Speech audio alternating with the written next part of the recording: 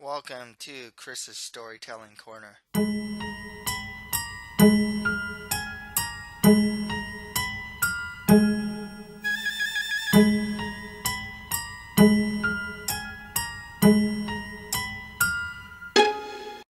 This is Christopher Moldon. In anime, manga, and just different stories, you have the sword wielder, the military guy, the barbarian, the whatever. But one of the coolest type of characters and the coolest weapons are the guns and the gunslingers. So today, I'm going to tell you my list for the top 7 gunslingers in anime. In the next couple of days, I'll have manga reviews for Death Note volumes 10 to 12. Also, I'll have movie reviews for Kimi no Nawa, Your Name, and The Fate of the Furious. You can check out my author's website at www.chrismoldon.com. You can buy my first novel, a fantasy adventure called The Mustard Prince in the Convict Kingdom, for $4.99. Also, for $2.99, you can buy my short story collection, a collection of 10 short stories in the horror, fantasy, and realistic fiction genres. Check out my Twitter page and author's Facebook page. Links to all these will be provided on the description. Don't forget to subscribe, share, and comment to this channel if you're on YouTube, or follow, share, and comment on this channel if you're listening to this on SoundCloud. If you're listening to this on iTunes or Stitcher, please rate, review, and share this channel. So, let's just get right to it. We have the top 7 gunslingers in anime. So, number 7, Jigen Daisuke from Lupin the Third. He is Lupin's loyal and reliable partner, known for his coat, and he always wears that fedora. The guy also distrusts women, is a heavy drinker, gambler, and smoker, but he is also a master marksman. He is a .3 second quick draw, and his preferred weapon is a Smith & Wesson Model 19 revolver chambered in .357 Magnum. Definitely a pretty iconic character, actually. I mean, Lupin obviously is a very iconic in anime, but his buddies Goemon, Jigen, and of course like Fujiko, and then there's Zenigata, are all just very well-known characters in anime and manga history. So number 6, Kino from Kino's Journey. Kino's really interesting because she's very calm, uh, cool, and collected, but also very precocious and incredibly disciplined. She's like very well above her years. She travels with her motorrad, Hermes, in search of a country with specific desired characteristics. She travels through different countries to experience their customs and understand their histories, but she never stays longer than 3 days. Her weapons are called persuaders. She has 3 of them. One of them is a 3rd series Colt Woodsman match target, um, named Ranger, which is on her back holster. She has an 1851 Colt Navy revolver named Cannon on her right holster, and occasionally she'll use a 2-piece detachable silenced semi-auto sniper rifle, which highly resembles an Arisaka Type 99, which she calls Flute. Her proficiency with these guns is pretty much unmatched. I remember there's episodes where she was gonna get kidnapped. Um, her her use of not just guns but also knives is extremely proficient. And then I remember when she was able to get her gun, she was able to shoot her um, the kidnappers in one episode. Uh, Other episodes. I mean, her gun use. is just really good. She doesn't necessarily miss too much and whatnot. So, number five. This one's kind of not anime, but I had to include him because he's just a really cool character. Vincent Valentine, Final Fantasy VII, Advent Children. I mean, it's not. I don't know if you can consider it an anime movie. It's more of just a movie, but I'm gonna I'm gonna put him in this list. Vincent Valentine. He's a former Turk with a mysterious past. He can also shapeshift, his final form being chaos. Um, he also, when you find him in Final Fantasy VII, he's in a coffin, and then he actually flies, and that's when you meet him. He was an optional character to get in Final Fantasy VII. A funny thing about him too.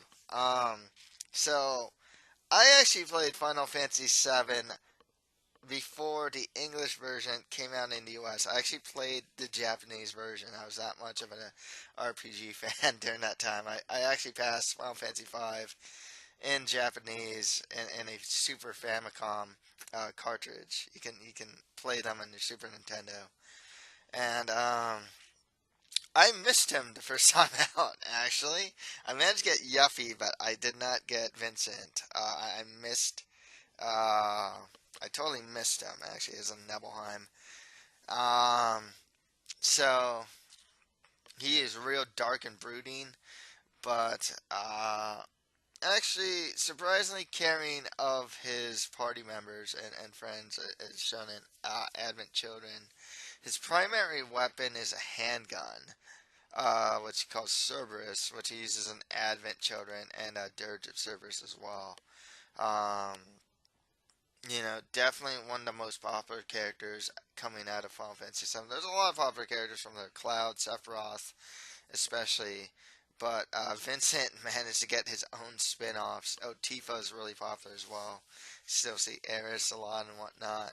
But Vincent managed to get his own spin-off um, video games, which were uh, not too highly regarded, actually, if I remember correctly. So number four on the list, Revi, Black Lagoon.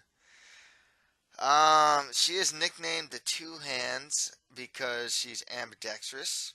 She works for Lagoon Company in Ron Napur. She kills without a conscience and is just a crazy fighter too. She's one of the few people that can fight against Roberta, who is just totally insane and a super soldier human being. And Revi was actually able to fight against her.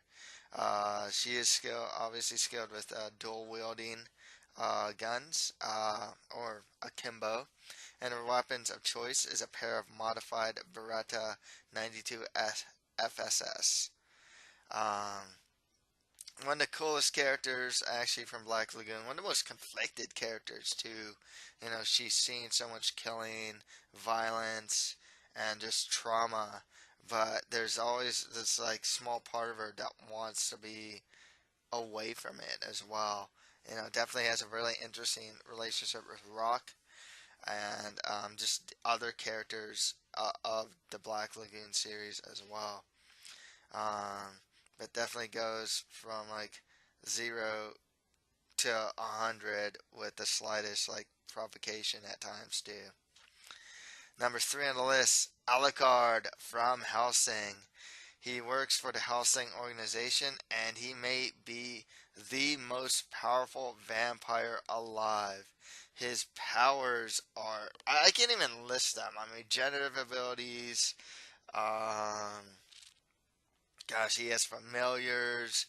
Uh, he can kind of like do things with blood. I mean, he can do a lot of stuff. One of his favorite methods of fighting is to allow himself to be blown to shreds for just regenerating back together, and just he will mock his opponents. I mean, he just blatantly mocks them. One of the coolest characters wears a red. A lot of these characters like the red coat and hats, and some form of headgear, usually some form of hat. Um, Alucard is, definitely within that type. He's also like super strong. Um, some of the guys he fights like Anderson or whatnot. He'll have some pretty cool battles with. His gun of choice, though, is he uses high-powered semi-automatic handguns named the Point 454 Castle and the Jackal. Okay, number 2 on my list is Mana Tatsumiya from Negima. She's pretty high on the list. Maybe I have some bias towards her because I just recently read Negima and I'm still currently reading UQ Holder. Certain things about her, besides being proficient with different guns and rifles and whatnot, one of her attacks is her ability to throw coins. Just she fought Kufei in the Mahara Budokai and just starts throwing coins at her at super high speeds because she wasn't able to use a gun. She is ambidextrous. Later on in the Negima series, you find out that she's actually half human, half demon. So she's actually one of the strongest characters of Negima. Um, Besides being proficient with like handguns, she's also proficient with the sniper rifle and has a very interesting way of getting the sniper rifle, as she will actually take it out from like sometimes she'll have it like in her clothes, or I think she magically takes it out, but it's usually through her cleavage that she takes out her sniper rifle. Um, she very very good fighter, very strong, and very proficient with the guns, but mainly, in my opinion, she looks like she's most proficient with the sniper rifle. Um, she does. She is not opposed to close quarters combat, as she can use the handguns and pretty close quarters. So, number 1 on the list, and I just couldn't leave this guy out. Love and Peace! Vast Stampede from Trigon. The Humanoid Typhoon. The brother of Knives. um, Guy who made that red coat famous as well. He has a mechanical left arm that is also has a submachine gun on it. His weapon of choice is the .45 long Colt. If you see him actually practicing, it's kind of cool in the anime. You can actually see him practicing with an egg, and kind of like being I forgot how he does it, but he's able to like hold the egg on top of his gun, if I'm not mistaken. Um, at all times, he's able to dodge bullets and see where people are shooting him from. He can be extremely accurate. He doesn't like to kill. He finds it to be murder to kill, till he actually kills Legato Blue Summers. And that, you know, he's so like his marksmanship is so good. Like when he fights knives, he actually is able to just shoot his limbs and not really give him a death blow. And on top of all that, he does have a special attack involving the angel arms, where his arm pretty much becomes this like super cannon. There are a lot of there actually in Trigon. I mean, there's guys like Wolfwood and others who would actually fit this list quite well, but I just kind of felt that Vash the Stampede, the Humanoid Typhoon, was number 1 in this list and the number 1 gunfighter. So, That's all for today. If you like this, don't forget to subscribe, share, and comment to this channel if you're on YouTube, or follow, share, and comment on this channel if you're listening to this on SoundCloud. If you're listening to this on iTunes or Stitcher, please rate, review, and share this channel. Thank you for listening to these lists. Be on the lookout for my manga reviews of Death Note volumes 10 to 12. That will also actually finish the series.